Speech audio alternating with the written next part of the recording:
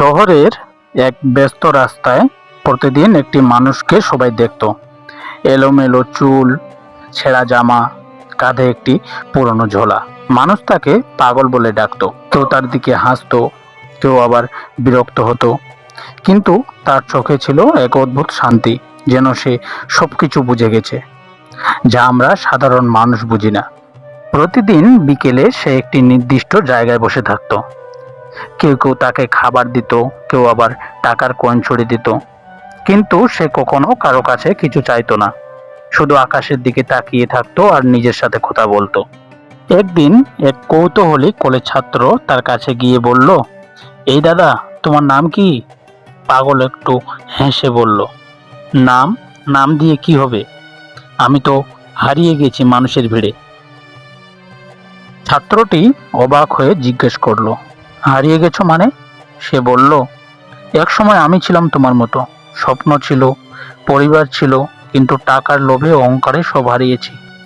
মানুষ যখন লোভে অন্ধ হয়, তখন সে নিজের জীবনটাই হারায়। আমি পাগল না বাবা, আমি সত্যিটা জেনে গেছি। ছাত্রটি স্তব্ধ হয়ে গেল।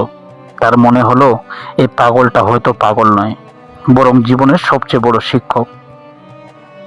পাগল আবার বলল, দেখো, পৃথিবী বড় মায়ার খেলা। মানুষ যার পায় তাতেই সুখী হতে জানে না, বেশি চাইতে গিয়ে শেষ পর্যন্ত শূন্য হয়ে যায়। আমি এখন মুক্ত, কোনো চাহিদা নেই, কোনো দুঃখ নেই। সেদিন থেকে সেই ছাত্র প্রতিদিন তার সঙ্গে দেখা করত। ধীরে ধীরে সে শিখলো, সুখ জিনিসটা বাইরে নেই, ভেতরে আছে। একদিন ছাত্রটি তাকে খুঁজে পেল না। লোকজন বলল, সে তো চলে গেছে।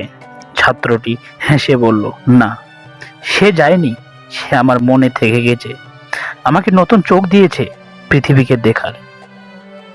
বন্ধুরা, জীবনে আমরা প্রায় বাইরের রূপ দেখে মানুষের বিচার করি। যাকে পাগল ভাবি, সে হয়তো আমাদের চেয়েও বড় সত্য জানে।